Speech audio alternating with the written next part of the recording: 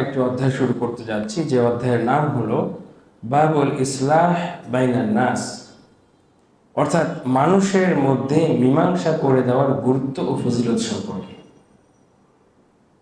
মানুষের মধ্যে মীমাংসা করে দেওয়া এটাও অনেক সওয়াবের কাজ। এটাকে আমরা অনেক সময় সওয়াব মনেই করি না,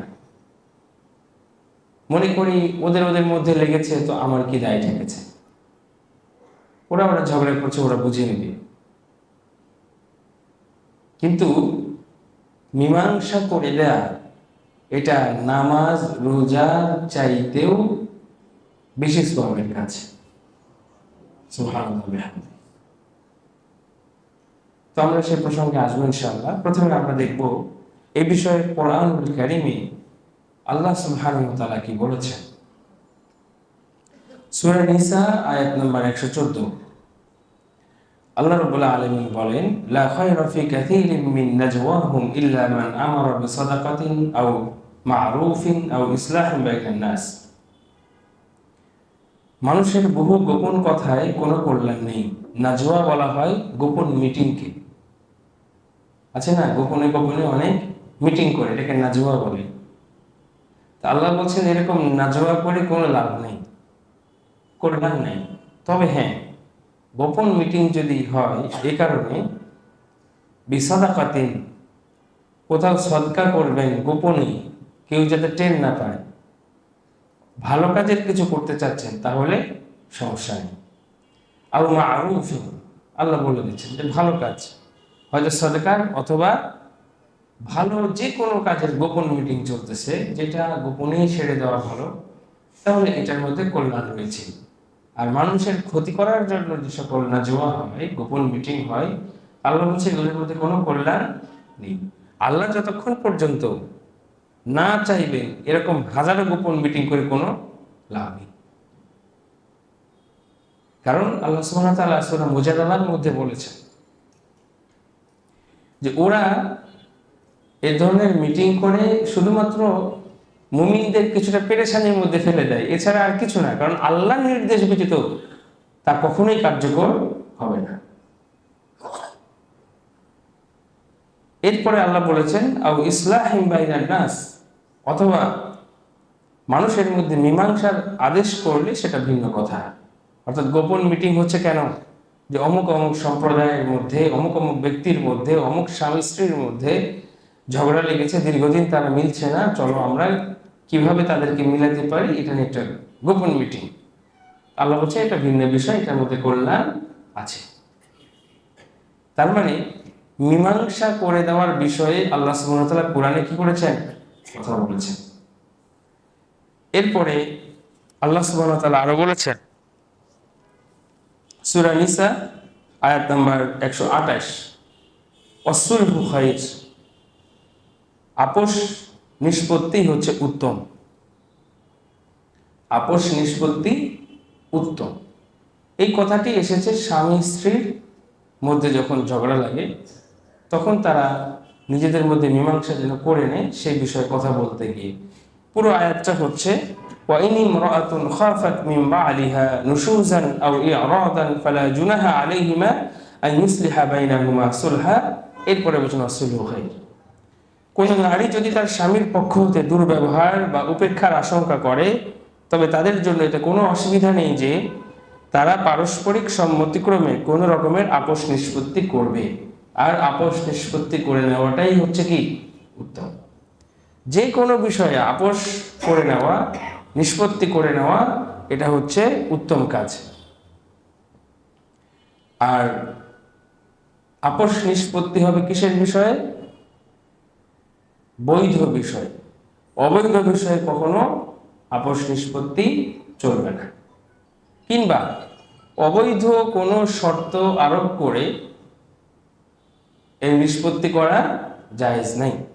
যেমনটি আল্লাহ রাসূল সাল্লাল্লাহু আলাইহি ওয়াসাল্লাম বলেছেন, সুনান আবু দাউদের মধ্যে রয়েছে 3594 নম্বর হাদিস, as-sulhu জাইজুন বাইনাল মুসলিমিন ইল্লা সুলহান আহাল্লা হারামা আও হারামা হালালা। মুসলিমদের মধ্যে সন্ধি স্থাপন জায়েজ তবে ওই সন্ধি নয় যা হারামকে হালাল করে দেয় আর হালালকে কি করে, হারাম করে দেয়। যেমন এরপরে আরো একটি হাদিস রয়েছে, আল্লাহ রাসূল বলেছেন, আল মুসলিমুনা আলা শুরুতিহিম ফীমা ওয়াফাকাল হাক্ক, মুসলিমদের পারস্পরিক সন্ধি ও আপোষ নিষ্পত্তিতে আরোপিত সব শর্তই অবশ্য পালনীয় যখন তা ন্যায়সঙ্গত হয়, অর্থাৎ শরীয়ত সম্মত হয়।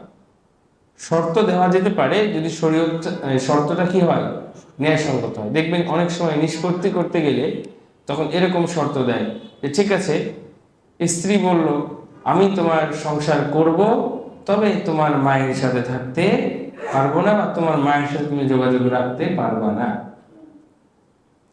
অথবা ভাই মেনে নিল, অমুক একজন মেনে নিল যে অমুকের সাথে সম্পর্ক ছিন্ন করলে তবেই আমি তোমার সাথে আপোষ করতে রাজি আছি, তাহলে এই শর্ত মানা কি নেই, জায়েজ নেই। অর্থাৎ যে বিষয়টি ইসলাম হালাল করেছে ওটাকে হারাম করা যাবে না, নিজের উপরে বাধ্যবাধকতা করা যাবে না। আবার যেটা আল্লাহ নিষেধ করেছেন এমন বিষয়ে শর্ত আরোপ করে বিরোধ নিষ্পত্তি করাও যাবে না। 3 নম্বর আয়াত, সূরা আনফাল আয়াত নম্বর 1, আল্লাহ সুবহানাহু ওয়া তাআলা বলছেন, ফাত্তাকুল্লাহ ওয়া আসলিহু যাতা বাইনিকুম, সুতরাং তোমরা আল্লাহকে ভয় করো এবং তোমাদের পারস্পরিক সম্পর্ক শুধরে নাও। কতবার বলেছেন, তাই না? আরো একবার আল্লাহ তাআলা এখানে বলেছেন যে তোমরা আল্লাহকে ভয় করো, তাকওয়া অর্জন করো আর পারস্পরিক সম্পর্ক শুধরে নাও। দেখবেন আমাদের এই সমাজে একটা বৈঠকে বসেছে, একটা মিটিং, তো মিটিং এর উদ্দেশ্যটা কি, বিভিন্ন রকমের পরামর্শ আসবে, তারপরে বিবেচনা করে একটা কি নেওয়া হবে, সিদ্ধান্ত নেওয়া হবে। কিন্তু কেমন যেন প্রত্যেকেরই মনের ভাবখানা এমন থাকে, আমি যে পরামর্শ দিয়েছি এটাই হওয়া উচিত, ঠিক ঠিক না? প্রত্যেকের মনের আকাঙ্ক্ষা এটা থাকে, আমি কি কম বুঝি, আমি বলেছি এটাই হওয়া উচিত। তার বিরোধী কেউ যদি থাকে, এমন হতে পারে মিটিং এর মধ্যে উনি একটা শর্ত দিয়ে কিছু বলেছেন, আরেকজন তা খণ্ডন করে নাই, তার মতামতটা তিনি ব্যক্ত করেছেন যা এটা সম্পূর্ণ বিপরীত হয়েছে। এখন মিটিং থেকে বের হয়ে ওই যে এ তো আমাকে দেখতে পারে না, আমার বিরুদ্ধে বলেছিল, নামাজে আসলে তারে দেখলে রাগ উঠতেছে, আস্তাগফিরুল্লাহ। যদি এমন কখনো হয় সাথে সাথে ইস্তেগফার করো, শয়তান করাচ্ছে। আমার মুমিন ভাই, খারেজিদের আকীদা হলো যে কেউ যদি কবিরা গুনাহ করে তাহলে সে কি থাকে না, মুমিন থাকে না। কিন্তু আল্লাহ সুবহানাহু ওয়া তাআলা কোরআনুল কারীমে বলেছেন যা আহলুস সুন্নাহ ওয়াল জামাতের আকীদা, যে মুমিন ব্যক্তি কবিরা গুনাহ করতে পারে। কবিরা গুনাহ করলে সে মুমিন থেকে খারিজ হয় না, কারণ সূরা হুজুরাতের মধ্যে আল্লাহ সুবহানাহু ওয়া তাআলা মুমিনদেরকে লক্ষ্য করে বলতেছেন যে যদি দুই দল মুমিনদের মধ্যে কি লাগে, লড়াই বেঁধে যায়, তাহলে তোমরা মীমাংসা করবে। তাহলে লড়াই করা কি কবিরা গুনাহ না সগীরা গুনাহ? যারা কবিরা গুনাহ তাদেরকে আল্লাহ কি বলতেছেন যে দুই দল মুমিন যদি কবিরা এরকম লড়াই লিপ্ত হয়, অতএব মুমিনের কবিরা গুনাহ হতে পারে, কিন্তু কি করতে হবে, শুধরে নিতে হবে। শুধরাবো কিভাবে? মনের মধ্যে যদি এই ধরনের কোনো শয়তানি ওয়াসওয়াসা আসে, সাথে সাথে আউযু বিল্লাহি মিনাশ শাইতানির রাজিম, আমার মুমিন ভাই উনি ওনার মত ব্যক্ত করেছেন, আমি আমারটা করেছি, বাস। আল্লাহ সুবহানাহু ওয়া তাআলা এই পরামর্শের ভিত্তিতে যে কাজ করা হয় তার উপরে কি রাখেন, বরকত রাখেন। বদরের যুদ্ধে 70 জন কাফির মুশরিক তারা কি হয়েছিল, বন্দী হয়েছিল মুসলমানদের হাতে। এই বন্দীদের নিয়ে কি করা হবে এই বিষয়ে পরামর্শ হয়েছে। পরামর্শ হলে উমর রাদিয়াল্লাহু তাআলা বললেন যে কোনো কথা নেই, সবগুলোকে হত্যা করা হবে। আর আবু বকর রাদিয়াল্লাহু তাআলা এবং অন্যরা পরামর্শ দিলেন, বিভিন্ন রকমের পরামর্শ আসলো যে বন্দী বিনিময় নিয়ে তাদেরকে ছেড়ে দেওয়া হোক। কেউ পরামর্শ দিলেন যে ওদের মধ্যে শিক্ষিত আছে, তারা শিক্ষার বিনিময়ে মুক্তি পাবে। তো আল্লাহ সুবহানাহু ওয়া তাআলার অভিপ্রায় কি ছিল? আল্লাহর অভিপ্রায় ছিল যে সবাইকে হত্যা করা হোক। উমর রাদিয়াল্লাহু আনহু যেটা বলেছেন পরামর্শে, ওটাই কিন্তু আল্লাহর অভিপ্রায় ছিল। কিন্তু পরামর্শ ক্রমে যেহেতু হয়েছে, এই জন্য আল্লাহ কোরআনে আয়াত নাজিল করেছে। আল্লাহর আযাব তো চলেই আসছিল তোমাদের উপরে, কিন্তু এই পরামর্শ করে তোমরা কাজ করেছো বলে এটা বেঁচে গেছো। আল্লাহ তোমাদেরকে হেফাজত করেছে। এবং পরামর্শের বিষয়টা কিন্তু শুধু আজকের না, আমরা যে মিটিং এর কথা বলি বা পরামর্শ সভা বলি, এটা কিন্তু আজকে না, হাজার হাজার বছর আগে যদি পিছনে ফিরে যায়, আপনি কোরআনের মধ্যে ইতিহাস পাবেন। রানী বিলকিসের ইতিহাস, যখন সুলাইমান আলাইহিস সালামের পক্ষ থেকে হুদহুদ পাখি তাকে চিঠি দিয়ে আসলো, তো চিঠি পাওয়ার পরে সে কিন্তু বলল, ইন্নাহু মিন সুলাইমান ওয়া ইন্নাহু বিসমিল্লাহির রহমানির রহিম, যে নিশ্চয় সুলাইমানের পক্ষ থেকে দয়াময় আল্লাহর নামে, পরম করুণাময় দয়ালু আল্লাহর নামে এই পত্র এসেছে। পত্র পাওয়ার পরে তার সভাসদ বৃন্দকে সে ডাকলেন। ডাকার পরে বলেছে যে আমি কি করতে পারি, আজকে আমার কাছে চিঠি আসছে। তো সবাই পরামর্শ দিল যে এক কাজ করেন, আমরা তো শক্তিশালী এবং আমরা যুদ্ধের জন্য প্রস্তুত, বল আমরু ইলাইকি ফানজুরি মা তা'মুরিন, বাকি মূল সিদ্ধান্ত আপনার, আপনি কি করবেন আপনিই জানেন। তখন তারা পরামর্শ করে একটা সিদ্ধান্ত নিয়েছিল যে আমরা হাদিয়া পাঠাবো। কি পাঠাবো? সুলাইমান আলাইহিস সালামের কাছে হাদিয়া পাঠাবো। হাদিয়া পেয়ে যদি উনি যুদ্ধ থেকে বিরত থাকে তো বেঁচেই গেলাম। এবং তার হাদিয়াও পাঠাইছিল। সুলাইমান আলাইহিস সালাম হাদিয়া দেখে রেগে খুবই বলছে, তোমার হাদিয়া তোমার কাছে থাক, এর চাইতে কত গুণ বেশি আমার আল্লাহ আমাকে দিয়েছে, তোমরা জানো, আমি দেখাচ্ছি মজা। এরপরে তো যা ঘটনা আপনারা জানেন, যে রানী বিলকিসের সেই সিংহাসনটাও সুলাইমান আলাইহিস সালামের কাছে নিয়ে চলে আসছে। এবং সেই রানী বিলকিস সুলাইমান আলাইহিস সালামের কাছে এসে ইসলাম ধর্ম গ্রহণ করেছে, মুসলমান হয়েছে, ঈমান এনেছিল। যাই হোক, আমার এখানে বলার উদ্দেশ্য কি, হাজার হাজার বছর পূর্বেও এই পরামর্শর সিস্টেমটা ছিল। যারা এই ধরনের পরামর্শ করে চলেছে তারা ভালো কিছু লাভ করেছে, কল্যাণ লাভ করেছে। কিন্তু এই ধরনের পরামর্শ সবাই যখন নিজের বিপরীতে কেউ মতামত দেয়, কিংবা সাধারণভাবেও কেউ যখন ভিন্ন মত পোষণ করে, ভিন্ন মত মানে এটাকে ধৈর্য ধরে সহ্য করা, এটা কিন্তু মুমিনের দায়িত্ব। ভিন্ন মত সহ্য করা মুমিনের দায়িত্ব। একজন ভিন্ন মত করেছে বলে তাকে দেখেই সাথে সাথে বিদ্বেষ পোষণ করা, আমাদের সমাজে এমন হয় যে একটা মানুষ ভালো মানুষ, নামাজি, অনেক কিছু তার ভালো গুণ আছে, কিন্তু ঘটনাক্রমে সে একটা ভুল করেছে। সে যেটা করেছে সত্যিই ভুল করেছে, আপনার সাথে সে খুব খারাপ ব্যবহার করেছে, অথবা আপনার সাথে একটা লেনদেনে সে খারাপ করেছে, তার সব লেনদেন কিন্তু ভালো, ঘটনাক্রমে আপনার সাথে এটা হয়ে গেছে। এখন দেখা গেল আপনি যখনই তাকে দেখছেন, সাথে সাথেই আপনার মনের মধ্যে, আমার মনের মধ্যে এটা উঠছে, ওই যে এই লোকটা এত খারাপ, তার সব ভালো গুণগুলো আড়াল হয়ে গেছে। আল্লাহ সুবহানাহু ওয়া তাআলা যদি আমাদের সাথে এই আচরণটা করে, তাহলে আমাদের কি হবে বলেন তো? অথচ আপনি দেখেন, একটা মানুষ 999টা পাপ করেছে আর 1000টা ভালো কাজ করেছে। 1000টা সওয়াব আছে, 999টা কি আছে? পাপ আছে। আল্লাহ সুবহানাহু ওয়া তাআলা কিয়ামতের দিন কি করবে? ওয়াল ওয়াজনু ইয়াওমাইযিনিল হক, কিয়ামতের দিন এই ওজন দেওয়া হবে, এটা সত্য। ওজন দেওয়ার পরে একটা ভালো কাজের কারণে কি হয়ে যাবে? পাল্লা ভারী হবে, বাস তুমি মুক্ত, আল্লাহ মুক্ত করে দিবে।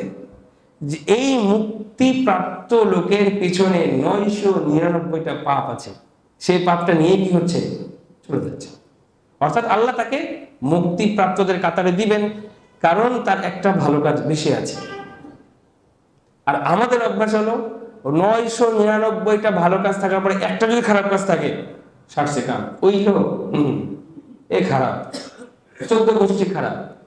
তার ভালো কাজ, তার দেশের জন্য অবদান, তার সমাজের জন্য অবদান, বা প্রত্যেকটা মানুষের তো একটা ক্ষেত্র আছে, কত কিছু মানুষ করে, এই সব কিছু ভুলে গিয়ে ওই লোকটাকে আমরা খারাপ জানা শুরু করি। এতে করেই তখন আমাদের মনের মধ্যে বিদ্বেষ তৈরি হয়।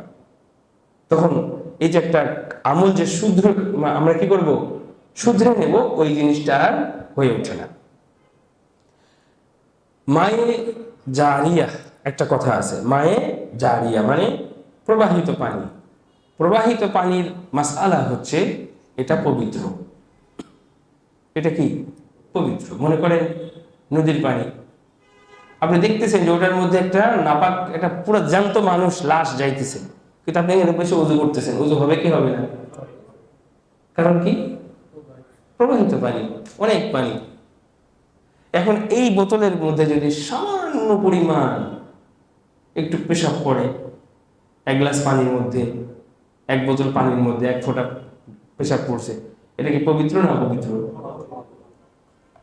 যারা দিনের কাজ করতেছে, দিনের কাজ, আলেম ওলামা, ইনারা তো মানুষ, তাই না? দিনের কাজ যারা করতেছে এরা হলো প্রবাহিত পানির মতো, করতেই আছে করতে আছে। এর মধ্যে কি হবে? সে যেহেতু মানুষ, তার কিন্তু ভুল হবে। ভুল হলে এখন আমরা চিন্তা করতেছি, এই যে দেখছো ও এত এত ভুল করেছে, কিন্তু ও যে প্রবাহিত পানির মতো এত এত ভালো কাজ করে যাচ্ছে, যার ভালো কাজের তোড়ে এই খারাপ কাজগুলো সব হারিয়ে যাবে কিয়ামতের দিন, দেখবেই না আল্লাহ, ওগুলো আমরা বুঝতে পারি না। অথচ আমার আপনার অবস্থা কি? এক গ্লাস পানির মতো, যেখানে সামান্য পরিমাণ পড়লে আমরা কি হয়ে যাবো? নাপাক হয়ে বসে থাকবো। আমাদের সমাজের জন্য অবদান কম, মানুষের জন্য, দিনের জন্য, মানবিকতার জন্য কোনো অবদান নাই। তো দেখা যাচ্ছে আমি বসে বসে সমালোচনা করতেছি আর মানুষের মধ্যে বিদ্বেষ উগড়ে দিচ্ছি। এটা একজন মুমিনের কাজ নয়, মুমিনের আচরণের মধ্যে থাকতে পারে না। মুমিন কি করবে? ভুল তো হবেই। মুমিন আল্লাহকে ভয় করবে এবং আসলিহু যাতা বাইনিকুম, আল্লাহ বলছে তোমাদের পারস্পরিক যে সম্পর্ক আছে এটাকে সুন্দর করে নেবে, সুন্দর করবে, শুধরে নেবে। বলবে যে আচ্ছা ভাই আমার ভুল হয়েছিল, তুমি আমাকে মাফ করে দিও, আমি তোমাকে আল্লাহর জন্য ভালোবাসি। ওইটা তখনকার কথা ছিল, তখনই ছিল, বাস ভুলে যাও। এইভাবে যদি আমরা কাজ করি থাকি তাহলে কি হবে? ইনশাআল্লাহ সমাজের মধ্যে ভালোবাসা আর মহব্বত তৈরি হবে। এরপরে আমি বলি, সে আবু দাউদ শরীফের সে হাদিসটি 4919 নম্বর হাদিস। আমি হাদিসটি আবার তাহকিক করলাম যে নামাজ রোজার চাইতেও বেশি সওয়াব হবে এমন আমল আবার জয়ীফ হাদিস কিনা। আমি নামাজের আগে তাহকিক করছি, তাহকিক করে দেখি সহিহ সনদের হাদিস, এবং ইমাম বুখারী রাহমাতুল্লাহ আলাইহি আদাবুল মুফরাদের মধ্যে হাদিসটা নিয়ে আসছে। রাসূলুল্লাহ সাল্লাল্লাহু আলাইহি ওয়াসাল্লাম বলছেন, আলা উখবিরুকুম বিআফদালা মিন দারাজাতিস সিয়াম ওয়াস সালাত ওয়াস সাদাকা। ক্বালু বালা ইয়া রাসূলুল্লাহ। ক্বালা ইসলাহু যাতাল বাইন ওয়া ফাসাদু যাতাল বাইন আল হালিকা। আল্লাহ রাসূল বলেন, আমি কি তোমাদেরকে এমন একটি আমল সম্পর্কে অভিহিত করব না যা রোজা, নামাজ, সদকা অপেক্ষা উত্তম? সাহাবীগণ বললেন, অবশ্যই বলবেন ইয়া রাসূলুল্লাহ সাল্লাল্লাহু আলাইহি ওয়াসাল্লাম।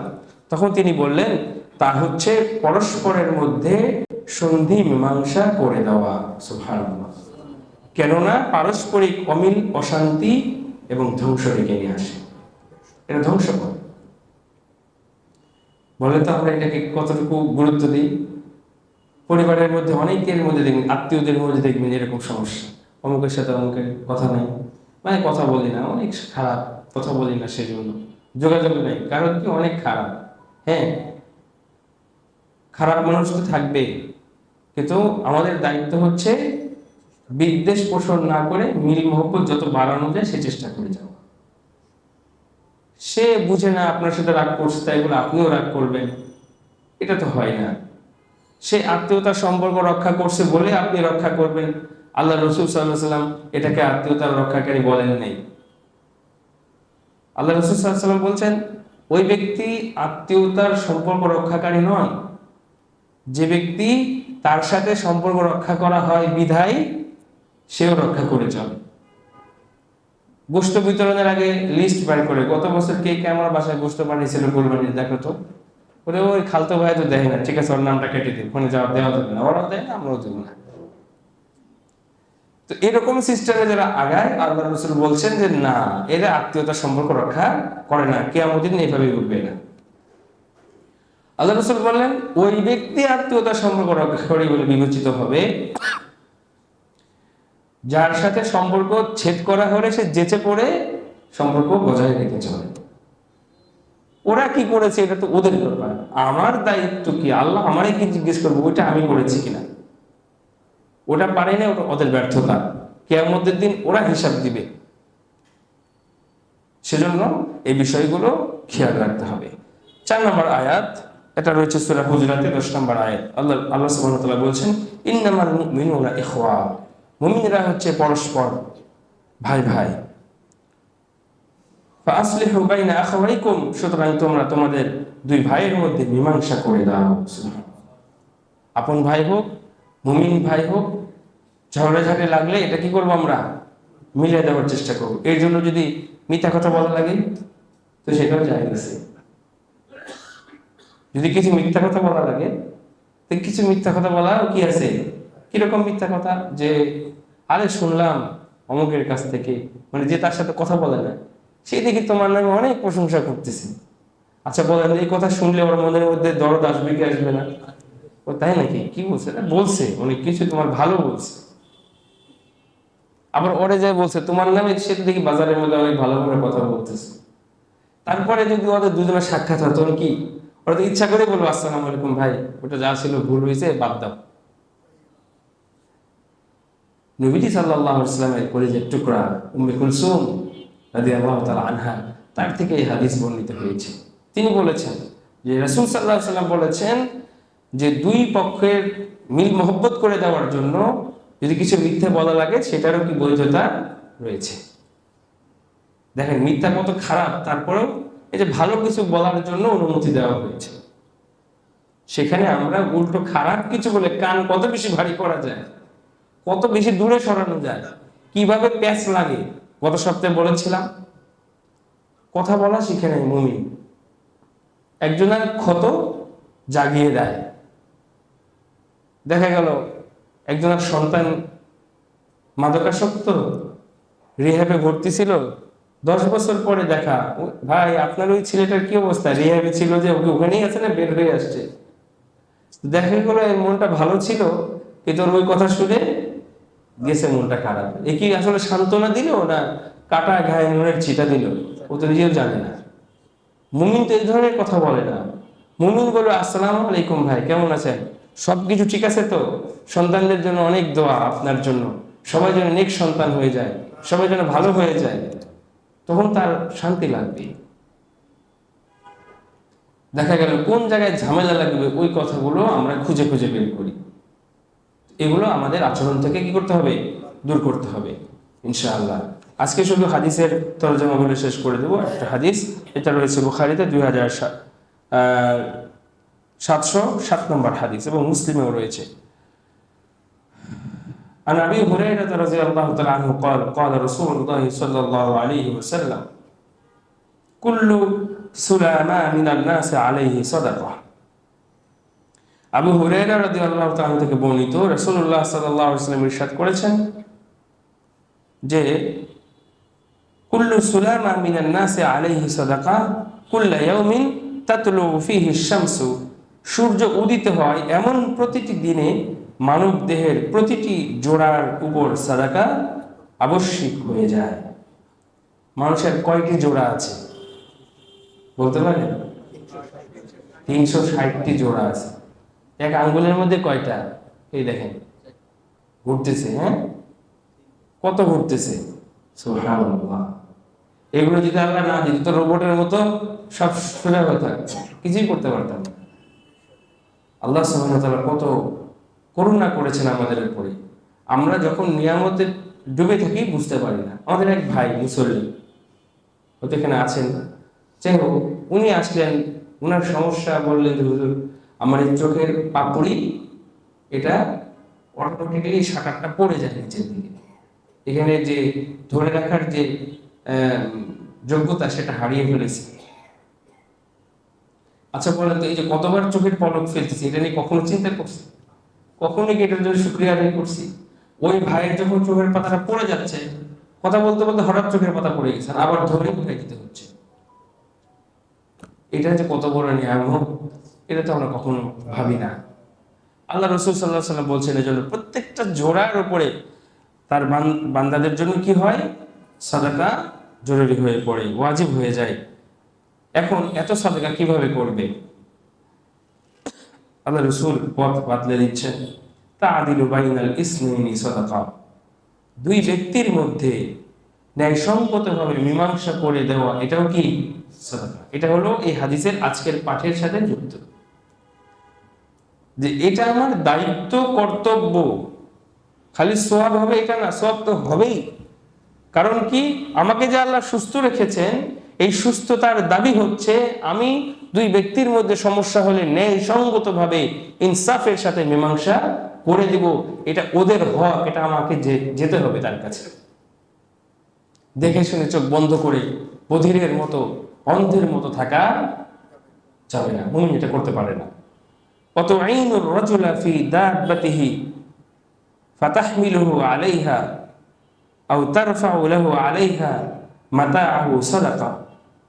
দুটি কথা এখানে বলেছেন। ওয়াতুঈনুর রাজুলু ফি দাব্বাতিহি, কোন ব্যক্তি বাহনে আরোহণ করতে যাচ্ছে, তাকে সেখানে উঠার জন্য সহযোগিতা করাটাও কি সাদাকা। এটা উটের পিঠে হতে পারে, ঘোড়ার পিঠে, কিংবা গাড়িতে, মোটরসাইকেলে। হয় না মানুষ একটা কাজ করতে গিয়ে আটকে যাচ্ছে, তাহলে ওই যে অনেক সময় মাথায় টুকরি নিয়ে মুরগি, তারপরে আরো কত কিছু বিক্রি করে, এরা অনেক সময় এটা নামানোর পরে উঠাইতে পারে না একা একা। এখন কোনোদিন যদি এমন সুযোগ আসে, হাতছাড়া করবেন? মুরগিওয়ালারা আমি যাব, আমি একজন সচিব, আমি একজন ইমাম, আমি যাবো ওরা উঠে দিতে? বিশ্বাস করে এই ওকে হেল্প করাটা আপনার জান্নাতে যাওয়া উচিত হয়ে যেতে পারে। এটা আমাদের কাছে ঠুনকো মনে হবে, কিন্তু এটা আল্লাহর কাছে বেশি পছন্দ। এই জন্য মুরগিওয়ালা ঠেলাওয়ালা, ভাই তুমি তো মুরগিওয়ালা ঠেলাওয়ালা, কিন্তু আমি তো দেখতেছি জান্নাতে যাওয়ার রাস্তা, আমি তো দেখতেছি জান্নাতে যাওয়ার রাস্তা এর মাধ্যমে। হ্যাঁ, তো এই জন্য আল্লাহ রাসূল সাল্লাল্লাহু আলাইহি ওয়াসাল্লাম বলছেন যে বাহনে আরোহণ করতে সহযোগিতা করলে এটাও কি সাদাকা। অথবা বাহনে মাল উঠাচ্ছে কিংবা নামাচ্ছে, এখানে যদি সহযোগিতা করে সেটাও কি সাদাকা। ওয়াল কালিমাতু তাইয়্যিবাতু সাদাকা, উত্তম কথা, ভালো কথা বললাম, একজন মানুষ কষ্টে আছে তাকে একটু সান্ত্বনা দিলাম, বা একজন মানুষ খুশি প্রকাশ করেছে আপনার কাছে কোনো কথা ছাড়া, এসে বলল ভাই আমার ছেলে তো প্লাস পেয়েছে, তো আপনি শুনে মুখ কালো করে থাকলেন, ও আচ্ছা, কেন আপনি বলতে পারলেন না তাই নাকি, মাশাআল্লাহ বারাকাল্লাহ ফিক, আল্লাহ আপনার সন্তানকে বরকতে ভরপুর করে দিক, সে দেশের খেদমত করুক, দ্বীনের খেদমত করুক, আল্লাহ তাকে ধর্মের জন্য কবুল করুক। ও কি বলেছে, তার চাইতে বেশি দোয়া দিয়ে ওর একটা খাটো করে দিবে, যে এটা কি প্লাস পায়, তার চাইতে আল্লাহ বেশি দান করুক তোমার। আমাদেরকে কেউ সুসংবাদ দিলেও মনে হয় যে শুনে আমার একটু কষ্ট হলো, আরে ও পেয়ে গেছে আমারটা পাইলো না, মুখ কালো করে থাকে। মুমিন এটা আরবদের মধ্যে এটা আছে, আরবদের মধ্যে দুঃখ আছে, ভালো গুণের অভাব নেই। ওদের সামনে কিছু বললে একেবারে দোয়া দিতে দিতে দিতে আপনার জান্নাত পর্যন্ত পৌঁছে যায়, আর অনেক খুশি হয়। আমাদের বাসায় মেহমান আসছে, তো মেহমানকে নাস্তা দিয়েছে অনেকগুলা, তো আমাদের কি বলে, আহা কি দরকার ছিল, হ্যাঁ, আর মনে মনে যাক ভালোই হলো। এই যে তাকাল্লুফিটা আমাদের কালচার, কিন্তু যদি আবার আহা কি হলো এটা না বলে, তাহলে আমরাও মনে করি যে কি দিলে আমার কিছু বললো না। কিন্তু ওনাদের কালচার হলো এটা দেখার সাথে সাথে কি বলে, মাশাআল্লাহ বারাকাল্লাহ জাযাকুমুল্লাহ খায়র, কত কিছু তুমি আয়োজন করছো, তো আল্লাহ তোমাকে বরকত দিক, এই দিক, নূর দিয়ে ভরপুর করে দিক। ও বলতে আছে খাইতে আছে, সমস্যা নেই। কিন্তু আমাদেরটা মনে একরকম, মুখে আর একরকম, এটা আমাদের কালচারের মধ্যে এসব। কিন্তু আসলে কিন্তু ওইটাই ছিল যে খুশি প্রকাশ করবো। কেউ ব্যথিত হয়েছে তাকে একটু, এই যে এখানে দেখবেন এই ইয়ার কথা বলতে সে কান্না করে দেয়, তাই না? মাইয়েতের কথা বলতে, তার মা মারা গেছে, বাবা মারা গেছে, কথা বলার সময় দেখা গেছে কথা বলতে যে আটকে যাচ্ছে, কথা বলতে পারতেছে না, তাকে একটু হাত বুলিয়ে দেওয়া, সান্ত্বনা দেওয়া, এটা কত বড় সওয়াবের কাজ। এই জন্য এই কাজগুলোতে এগিয়ে যাওয়া। ওয়া বিকুল্লি খুতওয়াতিন তামশিহা ইলা সালাত সাদাকা। সুবহানাল্লাহ। এই যে আমরা যে নামাজের জন্য আসছি না, আল্লাহ রাসূল বলেন যেই ইট পাথর কিংবা গাড়ি এলোমেলো পার্কিং করা যাবে না, যাতে করে অন্য মানুষের কি হয়, কষ্ট হয়। তাহলে এই হাদিসের আওতায় আমরা পড়ে যাব। আর যদি ইট পাথর কিংবা এমন কোনো গর্ত থাকে যেটা মানুষ কষ্ট পাচ্ছে, তো সেটা বন্ধ করে দেওয়া কিংবা দূর করাটা ইমানের দাবি এবং এটা সাদাকার কাজ। তাহলে কি হবে, আমরা যে সুস্থ আছি, আল্লাহ সুবহানাহু ওয়া তাআলা এর বিনিময়ে আল্লাহ আমাদেরকে আরো কি রাখবেন, সুস্থ রাখবেন ইনশাআল্লাহ। আমরা চেষ্টা করবো তো ইনশাআল্লাহ। আল্লাহ সুবহানাহু ওয়া তাআলা আমাদের সকলকে আমল করার তৌফিক দান করুন।